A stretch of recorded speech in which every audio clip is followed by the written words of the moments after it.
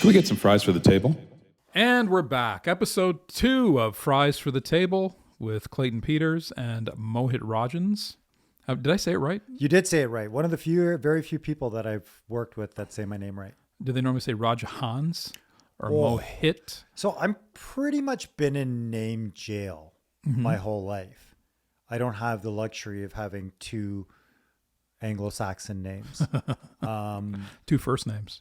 No, I don't. And you know what? I mean to the point where I know that people wouldn't call me because they don't know how to pronounce my name. Your last name, but your first name's fairly easy. I get Mohit a lot. Mohit? Oh my gosh. I get Mojito. Mohit, Mohat, Mohoot, Moshit. I don't get Moshit. Though I will now. Mo money, mo problems. I had all of the Mo iterations that were popular. I went through all of them. I went through Larry, Curly, and Mo, Mo Money, Mo Problems, 5 guys named Mo, the Mo you know. I did Just Say Mo. Just Say Mo was actually the name of one of my short films back in the day. Oh, you made a film? Oh, yeah. Not a movie, but a film. I did. A picture. I made one of the pictures. Yeah, on film. Wow.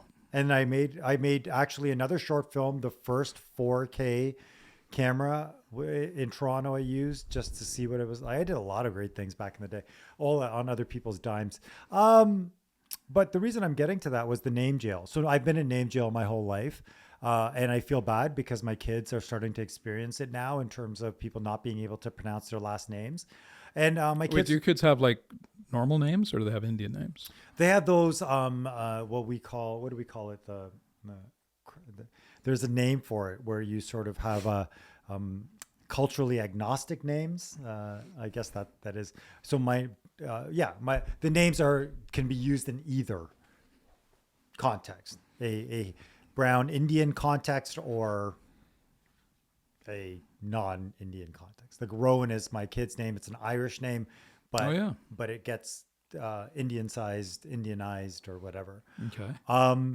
My bigger concern with the name is my wife. Like she is not, she doesn't look Indian at all or anything. So she constantly gets surprise looks when she's saying her last name, and when she's in pharmaceuticals, so when she's at conferences, people are kind of looking for the Indian lady, not the blonde and blue-eyed lady. There's a few Indian ladies with those pharmaceutical things, so yes, yeah, they're quite doctors mostly, right? The name thing, you're lucky with the Clayton Peters thing. That's my name though. A lot of people think we changed our name. Yes. You did. That is the assumption that we changed our name. Yeah, that's because I tell people that we changed our name. Yeah. But we didn't. To get into the business. But we did not. Actually, now, in the current state of the business, this name is not helpful. No. Our anglicized names are not helpful. So you shouldn't have done it then. Well, we didn't do it. Sounds like we're leaning more towards the truth in this podcast. And then the truth is we did not do it. So, Eric and Maureen did not change the names of Clayton and Russell. And my mom's parents, Chris and Sheila. And my dad's parents, James and Blossom. No, none of those names were changed to protect the innocent. Those are Anglo-Indian names. Yeah, it just sounds like you had that well thought out to cover all your tracks because somebody might ask you those follow-up questions. It's Not like, at all. remember back in the day when you could say that, oh, you missed the exam because you blew the tire. Remember that whole thing? Like that whole excuse for missing an exam was like, oh, yeah. I just didn't show up. No. That was my So the way of professor missing the asks exam. at the end of the exam which tire blew, and then everyone doesn't have the same tire. right. Oh. And that's how they... No, Anglo-Indians were mixed with the British. Yes. Go back hundreds of Early. years. Early. Yeah. That was part of their sort of final solution for governing India.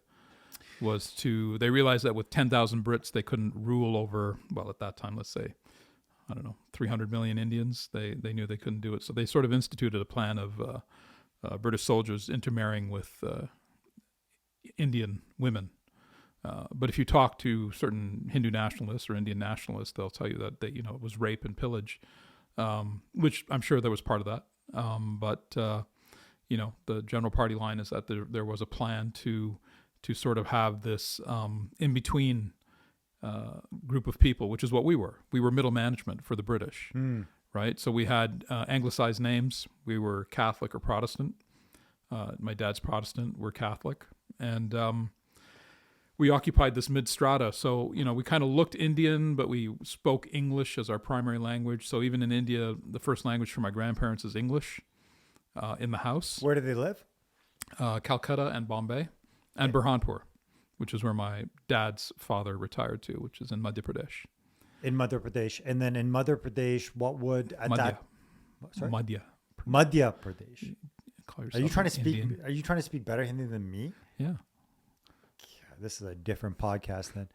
So- No, my Hindi's horrible and I love it because my Hindi's horrible and no one in my house knows that it's horrible.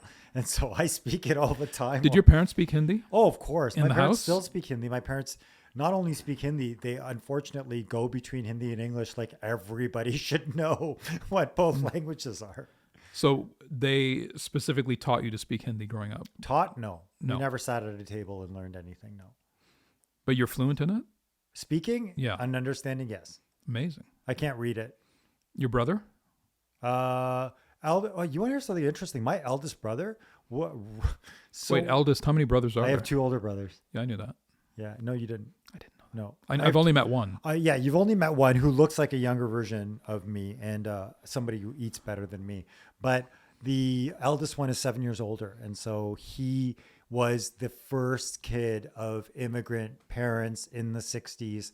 And everything you can imagine about that experience was him. T.L. Kennedy, overt racism, hard-nosed parents, all of that stuff was the original immigrant experience. My brother took all of that. So what does he do? Government job, got the job out of university, great dude, raised the family, did everything according to plan. Are you guys close? Yeah, lives in Mississauga. It's really hard not to be close. And we're 7 years apart though. Yeah. So that's high school to grade school. Yeah, it is a big difference. Yeah. My brother and I are 6 years apart. So Oh, you're 6. 6. Wow, I didn't know that. Which is odd too, right? Because we get to that point of maturity where you also have to start to realize a little bit like it doesn't matter what the age difference is anymore.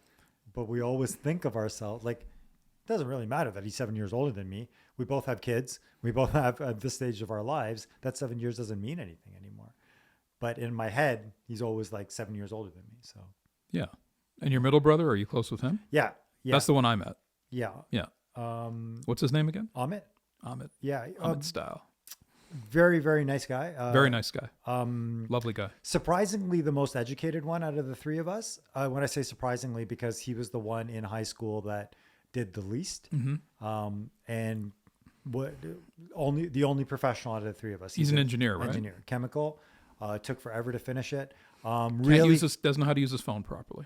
doesn't know how to both take a picture or use his phone properly, but will out-talk you out of everything from the value of a bottle of scotch to a pair of shoes to F1 racing. You have a brother who can out-talk somebody? You have a brother who can out-talk. He can out-talk you? He has more facts Okay. about things. Okay. I will. He doesn't have our gift. Bullshit and brown eyes. No, I mean, I'm ambivalent to way more, I think. And so he can honestly walk in a room and have a conversation with anyone and input something about it. And I'll make it very clear if I'm not interested in something that you're talking about. And I don't know how to hide that. And you know how horrible that is in television? When I worked in television, I had 5, 6 new people come to the studio every day, and they were on the highest high you can imagine.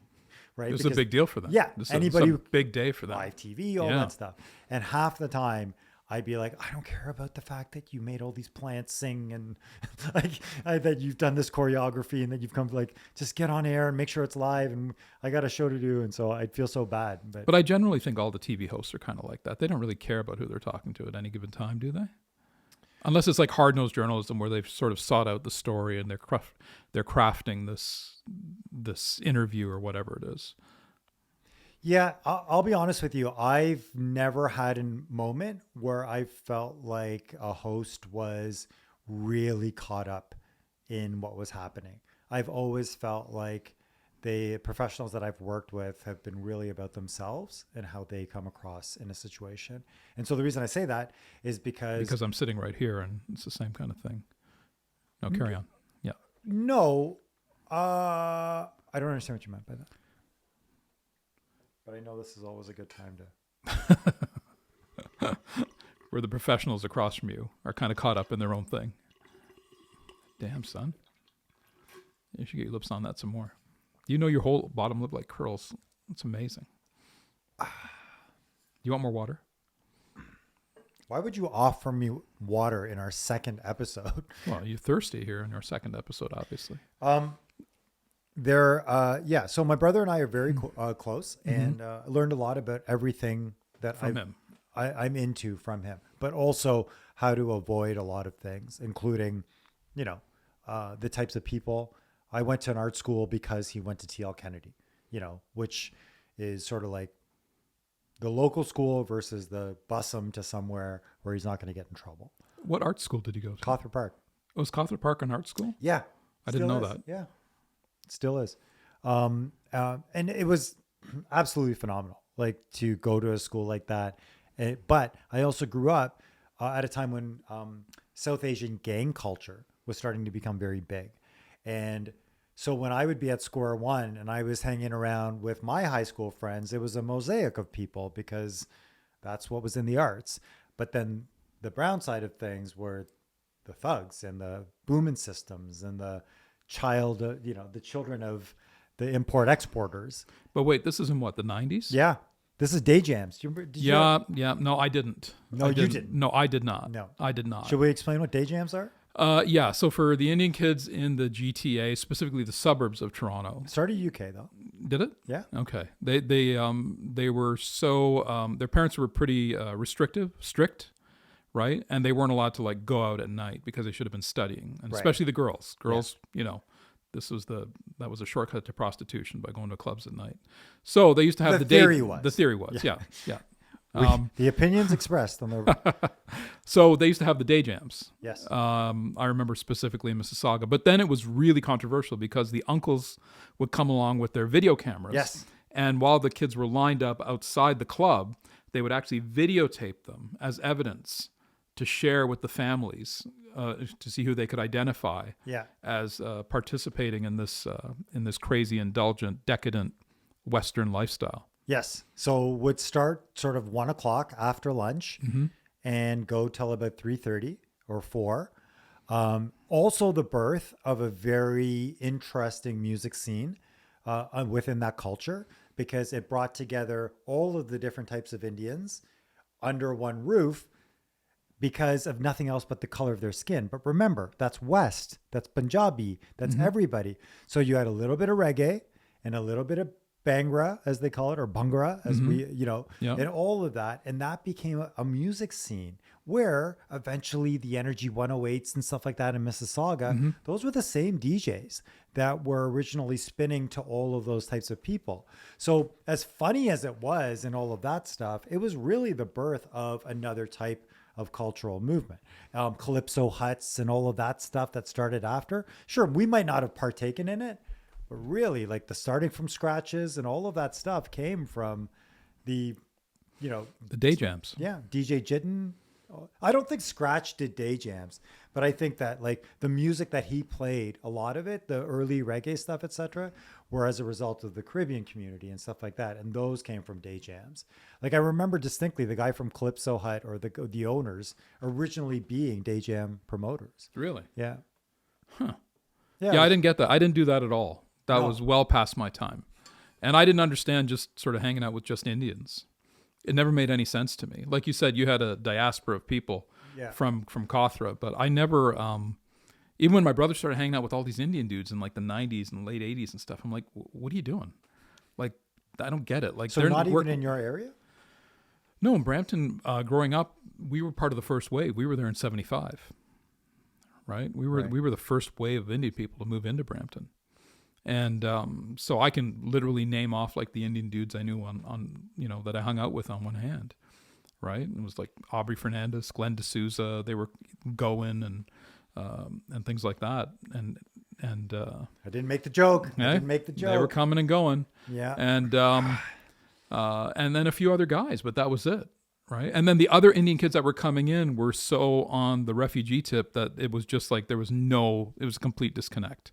Right. It wasn't like, hey, there's other Indian kids. It's like, whoa, what is that? So, okay. So in some cases, you're a little bit of a cultural anthropologist when it comes down to the different shades of brown, right? Like you've witnessed Indian culture around the world. Mm-hmm. You've witnessed it in its in all of it. What I love about what you're saying to me is that there's an assumption, anglicized name, what we think we know the history is, all that stuff. And you clear it up pretty quickly because you've told the story many times about like, no, you fucker, that's not how it happened. This is what we think. This is how we defend. Yeah, this is who we are. Yeah. Yeah. But you also have this exciting microcosm of the way brown people are around the world because through your business, right? What I want to know is we've talked about Toronto and the imposter syndrome. Where does the brown Toronto population, because I mean, gosh, they've been customers of yours for your whole fucking career now, for the past 2 decades. Yeah, in that business, yeah, they've formed the base. I mean, people ask us about this all the time.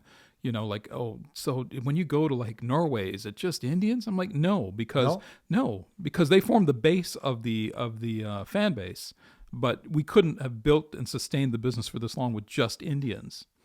Although Mark Maron, when he interviewed my brother way back when, he was very dismissive of sort of the success, and he was just like, well, yeah, there's 1 billion Indians, so of course you're going to sell a lot of tickets, which I really pissed me off. Still pisses me off to this day.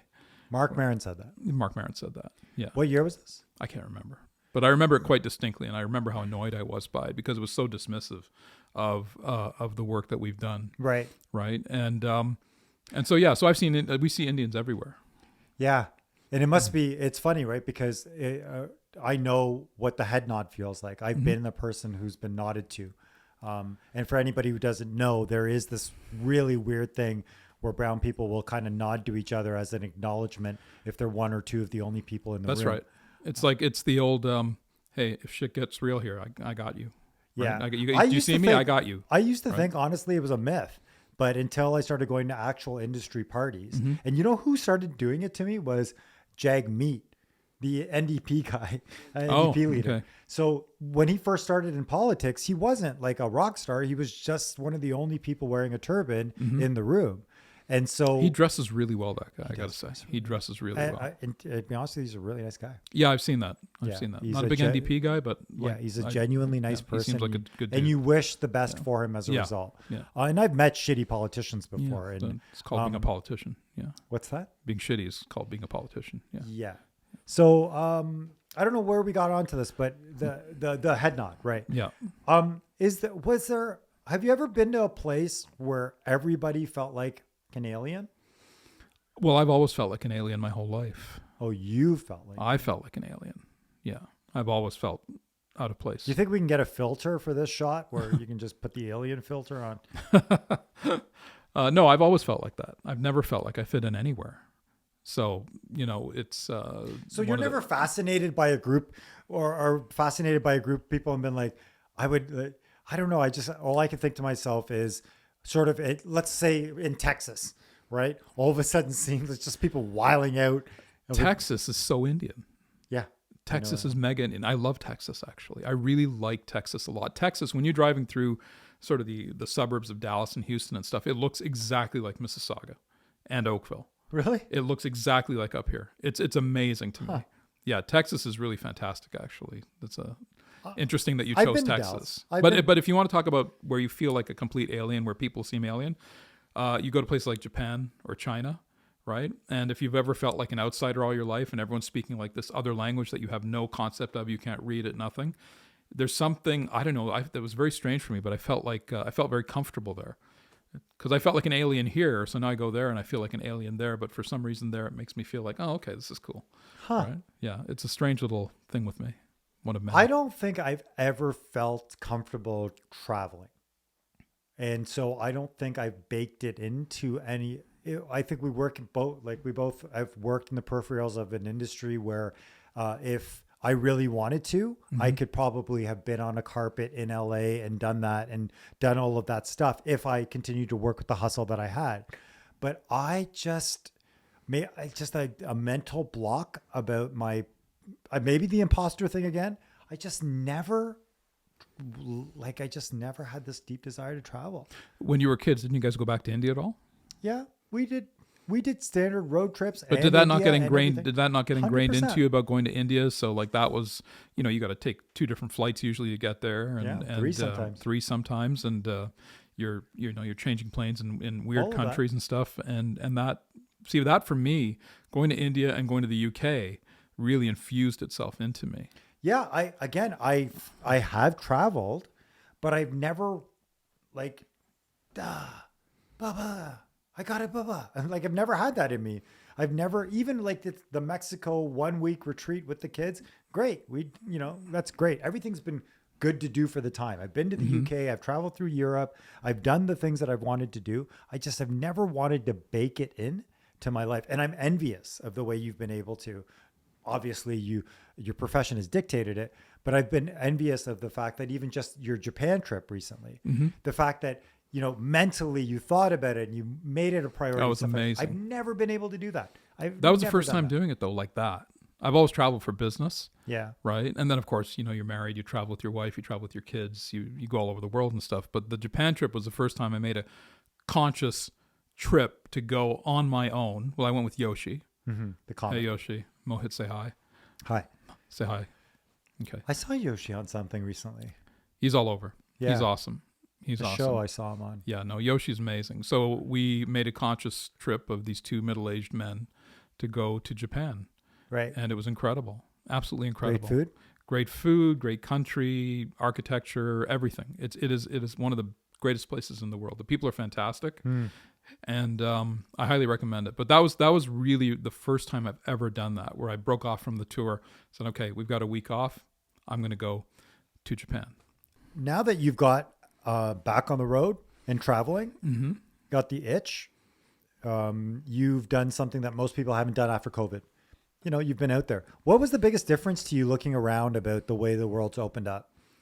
The biggest difference was my own perspective, right? So you go from 2 years of COVID, of being in a very surgical-like environment. My wife has some health stuff, so we were very, very diligent during COVID. We had to be. We had no choice.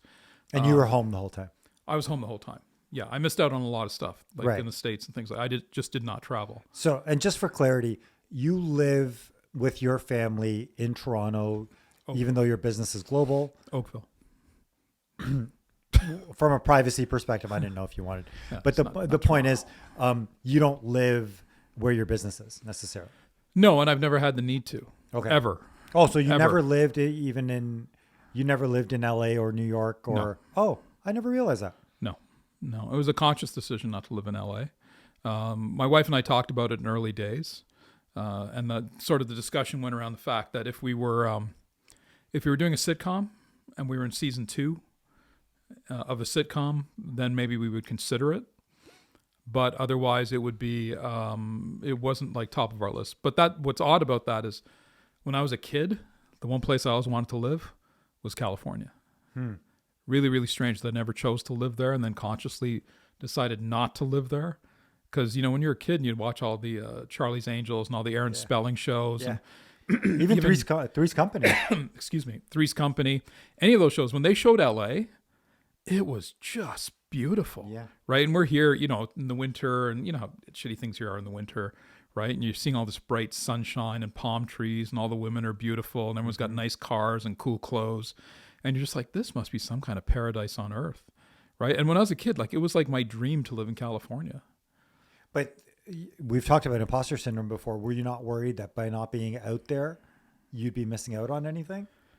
Occasionally I did feel that way, but then I sort of figured out that I didn't need to be out there all the time. I didn't need to be in the thick of it, because our business wasn't that type of a business, right? The way my brother was within the industry wasn't something that demanded that we be out there all the time. If if I was of the kind who would be out there like, shaking hands and kissing babies and wanting to go to premieres, which you can do just as effectively up here. And you've done it, right? Where you can be out every night of the week. Right. You go to charity things, you go to movie premieres, you go to openings of theaters, you go to openings of art galleries. I mean, that's a lifestyle. And that was never my thing, right? So even there was just never a need for it. Never a need for it. And also the other thing about raising children, it wasn't somewhere I wanted to raise my son. Right. That was a very conscious decision as well. Do you think that the Canadians you meet in LA or that live in any of those cities, the transplants, still suffer from that imposter syndrome that we've talked about? Or do you feel like we are now at a point where it's pretty normal to run into Canadians in different places and they're doing their thing? You know what I mean? Like, yeah, I haven't really felt the imposter thing down there. I think, all the Canadians I've met down there, all been really cool. They're always happy to meet you because you're Canadian. yeah. Right. And so there's that sort of commonality, you do have that. Oh, you're Canadian. Yeah, I'm Canadian. Right. Unless you get that weird kind of Montreal, Vancouver kind of versus Toronto thing. Right. Sure. And that's It's definitely a usually thing. sports, though. Yeah, but there's definitely, like, if you look at like the Seth Rogans and Ryan Reynolds and that type of thing, the Vancouver guys, they've got their own thing going on. Right. They are not like part of the Toronto guys. Yeah. Right. They have definitely a different vibe and a different way of seeing things. The guys from Vancouver versus the guys They from almost Toronto. feel like from here, they almost feel like they're more in touch with Hollywood. Yeah. Yeah. And I think it has to do with just being on the same time zone, same coast, similar, they don't have the same weather stuff that we have here. It's just a different, they have a different way of seeing things, I think, from out there. And you mentioned those guys, and I can't help but think about how many different Canadians' careers have started sort of pseudo 2003, 4-ish, right? So in some cases, you saw early Ryan before Ryan is Disney Ryan or Ant-Man, right? Or no, he's not Ant-Man. That's Red. What's his name? Deadpool. But he was Gambit as well. He had a cameo as Gambit in one of the X-Men movies. Yeah, and he was also another shitty superhero. Green Lantern. Oh, yeah, he was Green Lantern.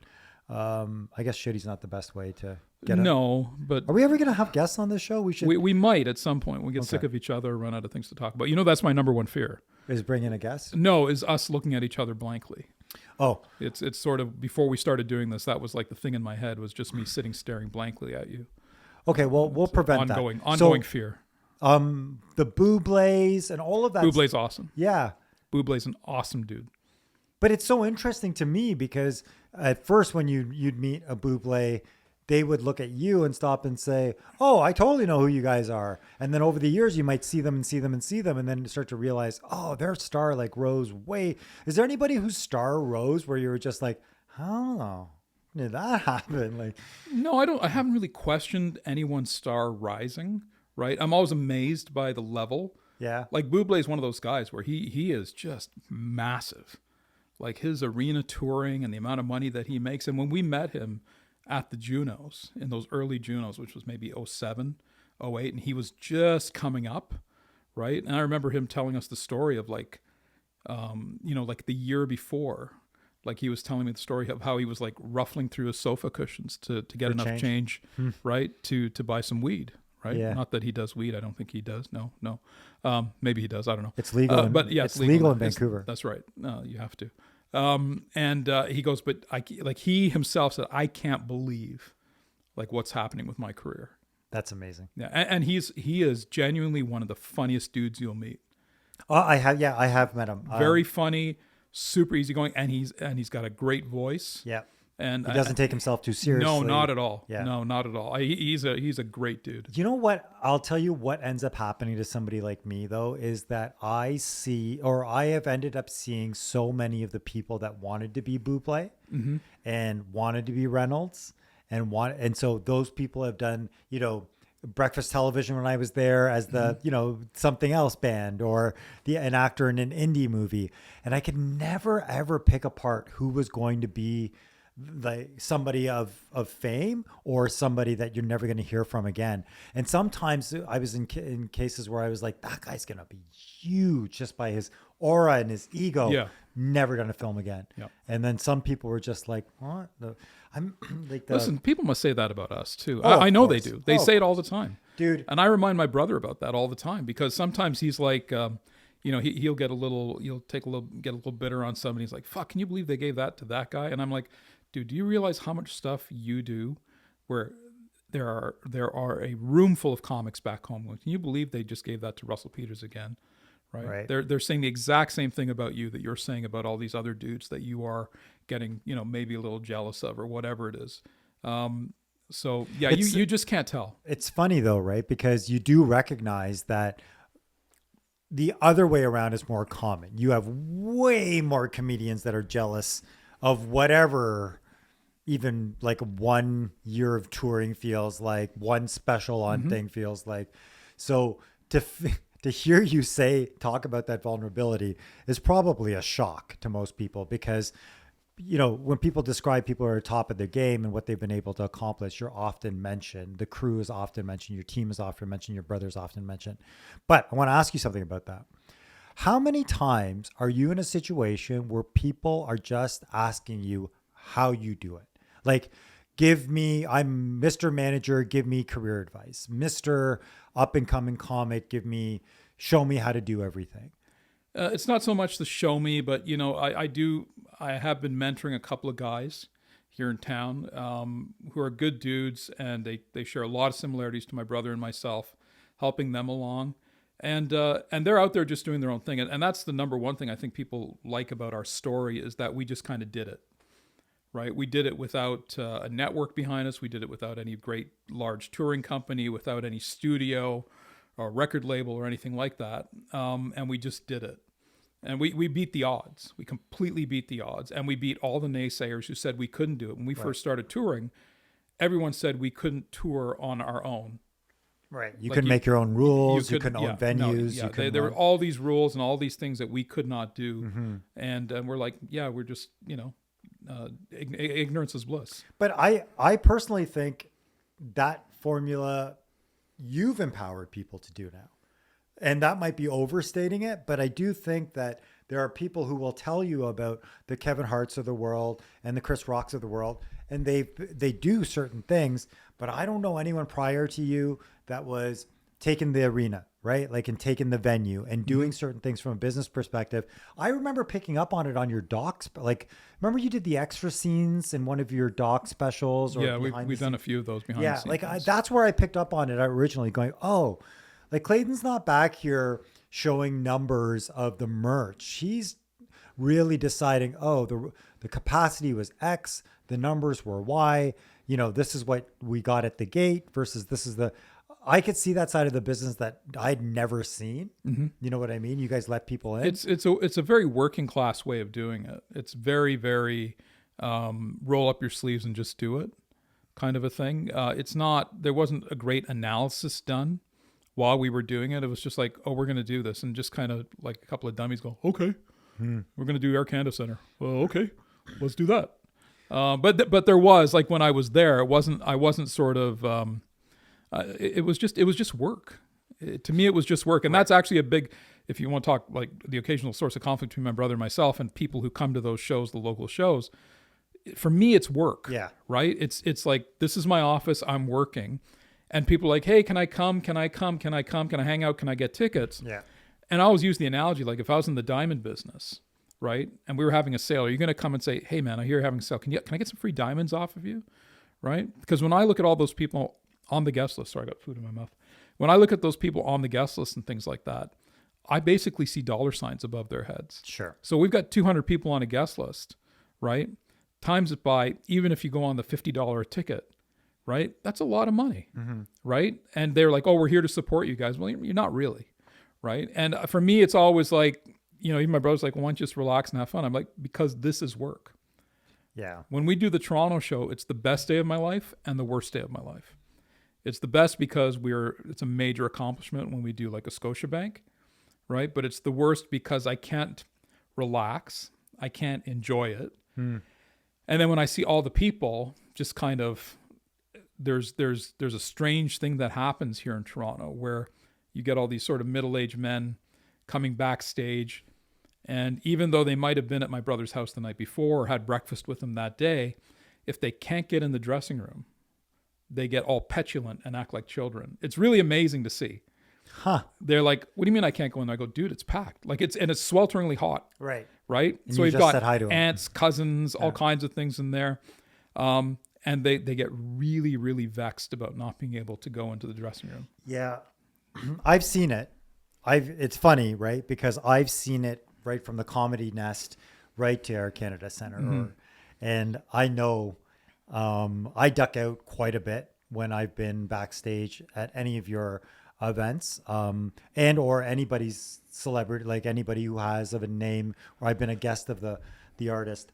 I don't like it. I do the vibe I always feel uncomfortable. I always feel either underdressed or overdressed, depending on what the vibe is. But the other part of it is I don't, whether it is the talent or it is you or people working around it, everyone's on high alert and high strung. Yeah. So everyone's either looking to see where the artist is or whatever, or the person's going in and out of rooms, or it's never like a chilled party like you would see in a movie, like backstage. Yeah. You know what I mean? So I can't help but think. The artists are really cool. My brother loves it. He loves all the people around. He's having a good time. Sure. Right. He's a rock But star. like I said, for me, it's just like I've been there for a lot longer period. I've been there since the afternoon, that type of thing. And I've been running at a really elevated state for a very long time that day. Yeah. So even when I get home from that, it still takes about 2 hours, 2.5 hours to even just to be able to go to sleep. Yeah. That's not just here, but that's worldwide. Yeah, I would imagine. There's a high that happens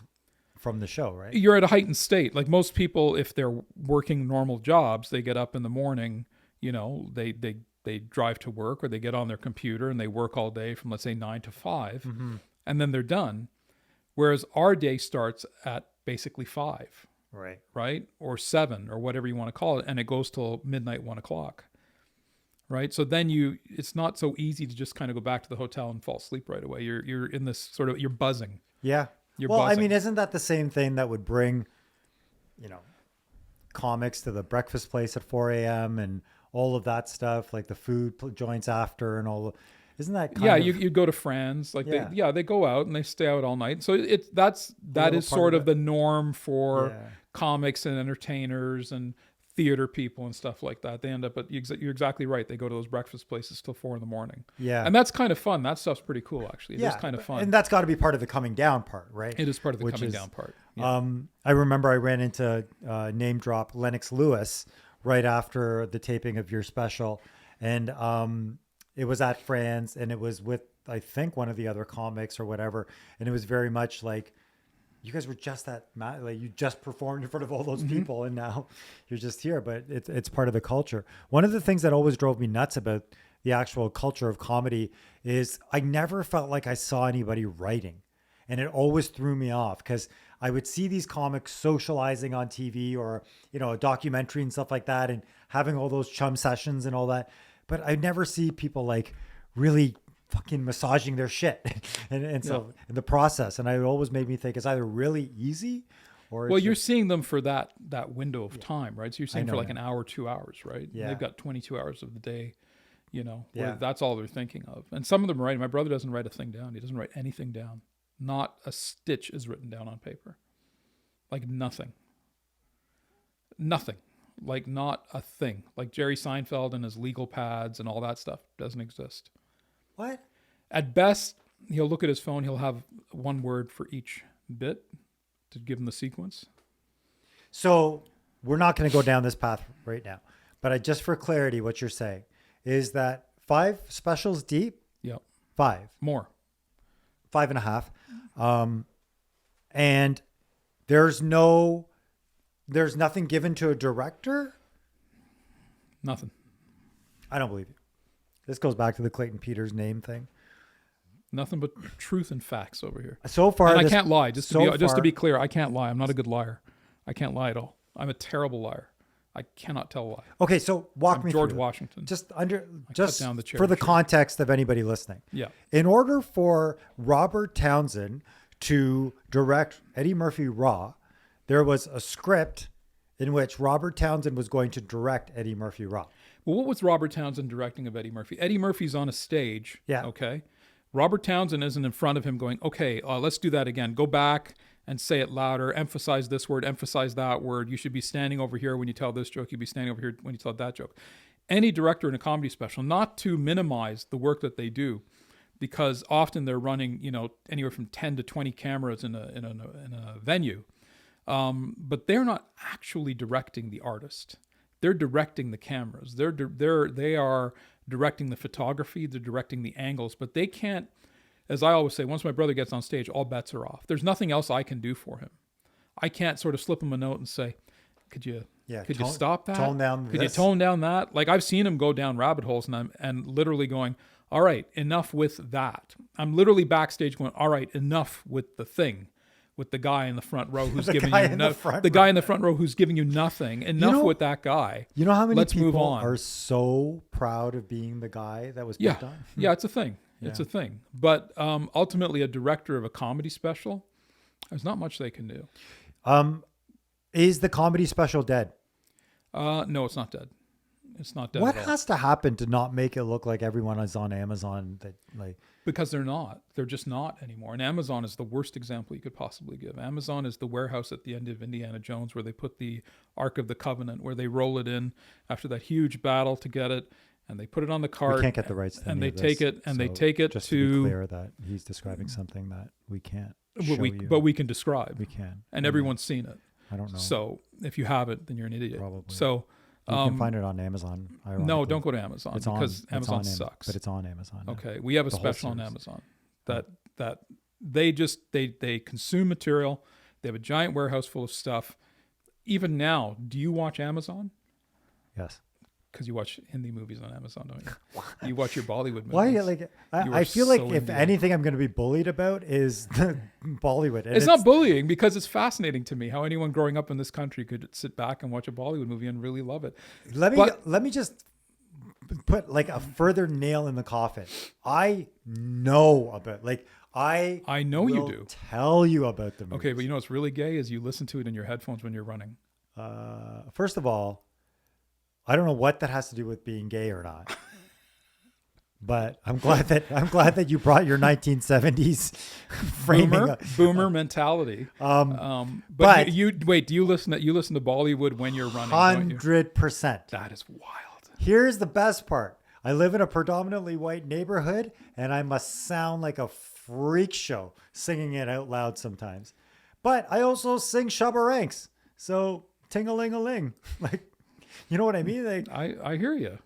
the reason I wear headphones and listen to music and run is so that I can do that.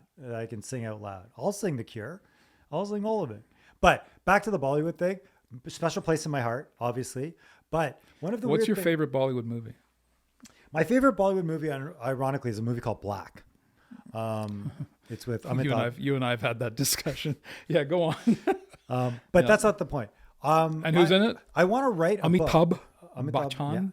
Yeah. I do want to write a book one day about all of my Bollywood interviews. I think it's very, very interesting to capture those moments. You have literally interviewed top of the food chain when it comes to Bollywood. I have You have interviewed SRK, yeah, Amitabh Bachchan. totally. I don't know who else there is. Oh, come on. Priyanka Chopra. Priyanka But she's not. Chopra. She's not really Bollywood, is she? She's She's a started. Jonas. She's a Jonas girl. Started. She's a Jonas now. She's a Jonas sister. She's converted. yeah. She's a Jonas sister. Yeah. What's the one with the eyes? Which one? The Bachchan's son married. Yes, Aishwarya. Yes. Yeah. Oh yes. I think that's all I know. Yeah. I'm lucky. Very. Do you know? lucky. Oh wait. Do you know this actress Kangana? Bernal? Yeah. I've never interviewed her though. No. No. She's something. Okay, great. But her politics are. Yeah. Yeah. I'm actually still friends with Anupam. Anupam's great. Oh yes, Anupam. Yes. But is Anupam Bollywood or Indian cinema, or both? Anupam Kher is what I describe as an international actor. He's fantastic. He is. If you want to model an international career, go follow what he's been able to do. He cultivates relationships with every He does. filmmaker he ever meets. But whether he does a Hollywood project or a Bollywood project, he knows he's never the star. And that's a really weird thing for a Bollywood actor not to think. But that's a journeyman actor. That's like a real actor. He has an acting school too. I know. I've been to it. Oh yeah. Yeah. Did you guys visited his actors at the actor studio? Yep. That's so cool. We went to that. Yeah. It was really cool. Like he is a fantastic guy, and he's a fantastic actor. When we had him in Indian Detective, he those scenes with him and my brother are the best scenes in that show. He is absolutely incredible, and his charisma is amazing. We'll get him on the show. Yeah. We'll do he's the type of person that won't understand how you and I are in the same room. Yeah. Yeah. Yeah. But I'll tell you, one day he called me out of the blue while I was running. And he just started talking to me as if he was a dude. He was like, "Who are you running from?" I was like, "Who the hell is this? Who is this?" Yeah. And no, it's so he's funny. a great You guy. just drop one of those hints like, "Yeah, I'm coming to Toronto, so maybe, perhaps, okay, take care." I'm like, what does that mean? Like, come find me? Like, what does that mean? Sure enough, you go looking. But what I wanted to get to before we get down this rabbit hole is that I'm not a defender of Bollywood. No, So you one don't thing- have to defend it. But what I'm saying is that I will never be that person that says, "Oh, you guys got to watch all these great movies." Instead, I had a moment that really got to live out this weird childhood affinity. And whether I meet somebody again or not, doesn't matter. I have that affiliation, doesn't matter. No, I don't think you have to defend it at all, because for me, it's so culturally removed, Right. right? I might as well be watching, the cinema of Eastern Russia, right? It's just, like But it's, when you I went don't to have India, any what affinity. did you think? Like, did you not see these people in India? I've met them. I've been to the award shows. I've Yeah. met them. I've seen them on the red carpet, and I have no context for them whatsoever. Wow. Not even the fan base that you see around their houses? I've seen all of that, Yeah. and I've seen the way some of them behave, and Oh, yeah. it ain't pretty. Yeah. It ain't pretty. So that part's a little off-putting, So right? That I found a little off-putting, the way some of them conduct themselves. Has Some that- of them are fantastic. has that happened with a comic? What do you Where mean? you've thought to yourself, Carlin, like someone that you really loved and then met, like, you don't have to name the name, but has it happened where you've been like, been disappointed as a result of, Well, I'll tell you the good and the bad. So the goods are like Kevin Hart. When I met Kevin Hart 10, 12 years ago, we were doing a thing called One Mic Stand. I don't even think my brother was on. It was somebody else I was managing at the time. We shot it in LA, and Kevin was there, and he came in that green room, and he wasn't the Kevin Hart that he is today, but he came back there and he shook hands with everyone like he was running for president. And I have the greatest respect for him. When he's on tour, he goes to a town and he'll do a 10K run or whatever for charity. And anyone who wants to join that run and give to the charity can come and run side by side with him. Mm-hmm. Unbelievable.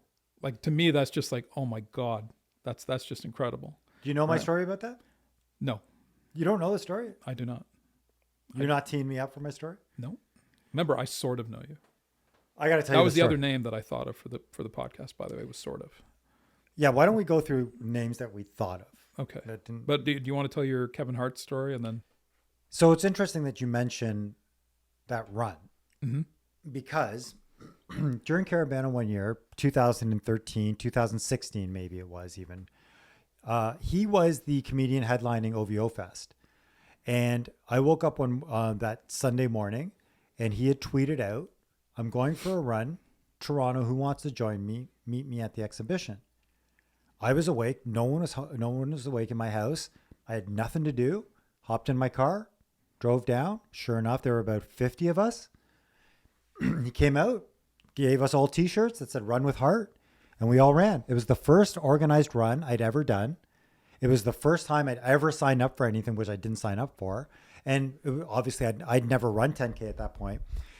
But here's where I screwed it up. You're right. Super cool. Super nice. He was kind of hungover and he was kind of making fun of himself about it. But at the end, I went up and around after I'd finished the race and I went to take a selfie with him. I went down on one knee to take the selfie. Oh, shame.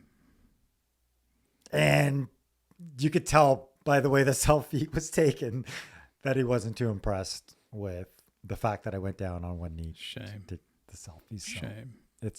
You should be ashamed. It's You big tall ass doing that to a poor little guy like that. one of those. How tall are you? I'm 6'2", Damn it. six Bastard. 6'3" in heels.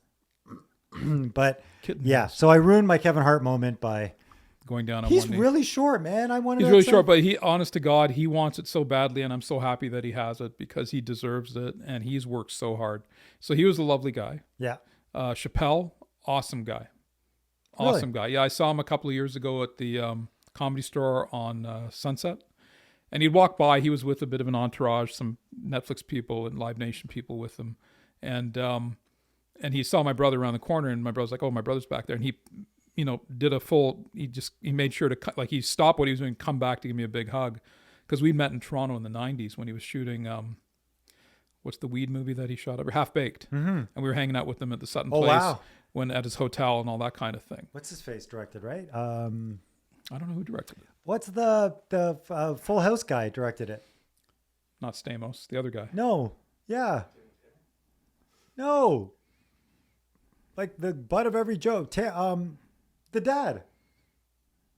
Danny Tanner. Oh, yeah, but who's Danny Tanner?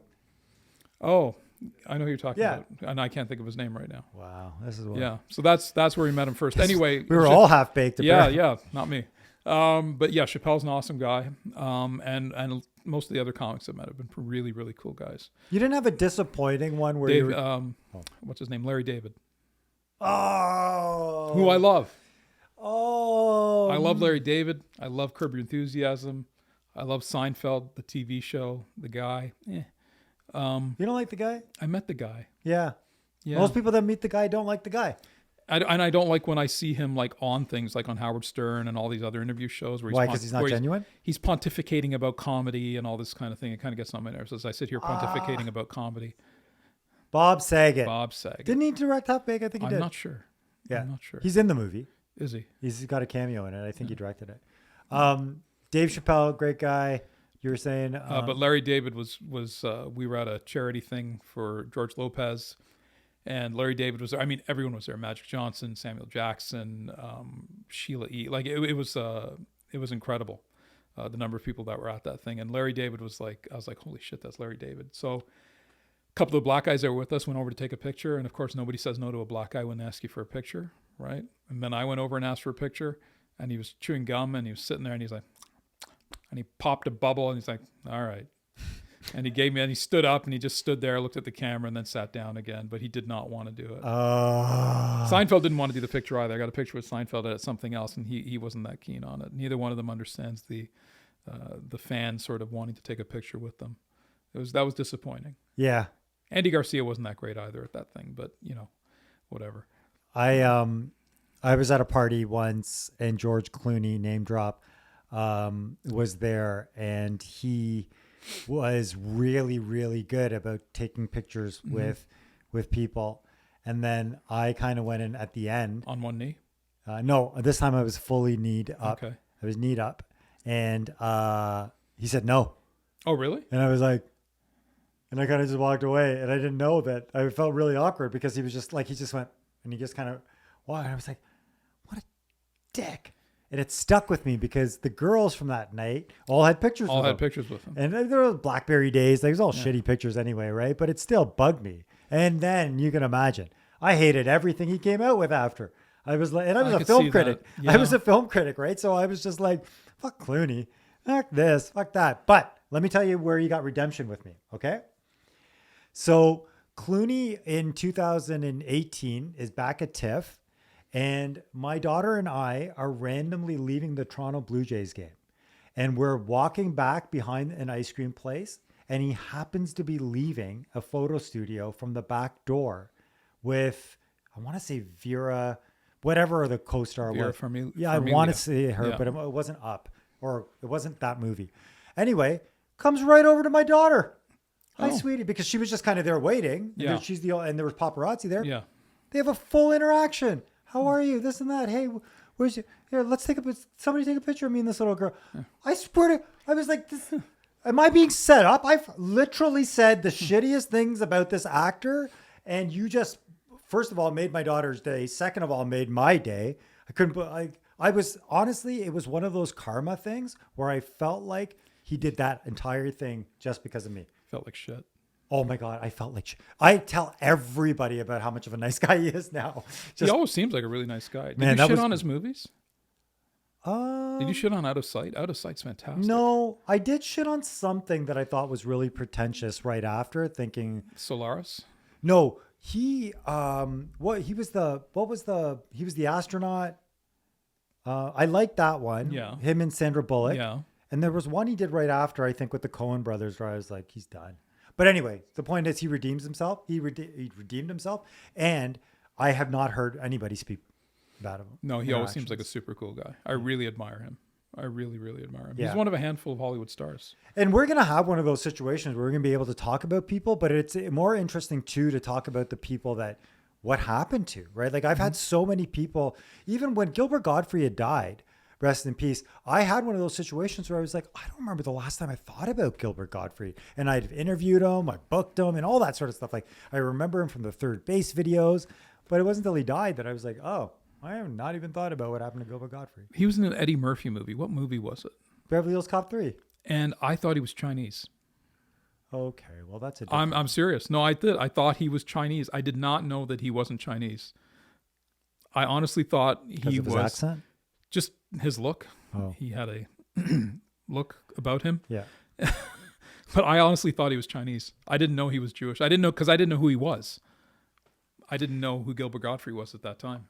So I wouldn't sit through a set of a Gilbert Gottfried type person, but do comics like that still exist on the circuit where they're like that much of a character? Well, if you don't get into it in the first 5 minutes, you're going to sit through their torture.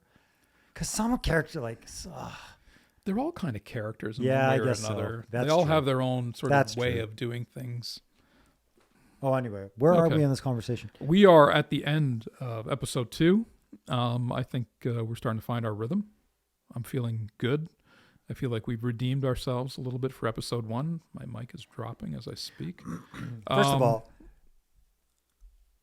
we're not going to talk about redemption. We're not going to talk about forgiveness. We're just going to talk about the fact that we're going to continue to do what we're doing well, Yes. which is share stories about some of our interesting experiences and how we feel about the businesses that we're in. People are going to listen because the truth of the matter is we've got a lot of stories to share. We do. And we've got a lot of other stuff to talk about too. We've got fatherhood, parenting, families, Yeah. children, music, Technology. technology. Yeah. I have an iPhone. I'll teach you how to use email. Yeah, That's time. that's right. And then one day I'll tell you the story about how my daughter broke security at Drake's security and managed to get a selfie. And George Clooney's. Truth, I tell you, man, I was so wrong about you, George. I'm so sorry. You should be. Thanks for being a trooper. I really did spend He's years, an icon. years trashing him. It's George Clooney, man. I know. How's my hair? We should get him on the show. Him and Anupam. That'd be a good conversation. You know, George. Anyway, that was a bad Anupam care. So Okay. till next time. Yes. Thank you. Thank you. We got to figure that out.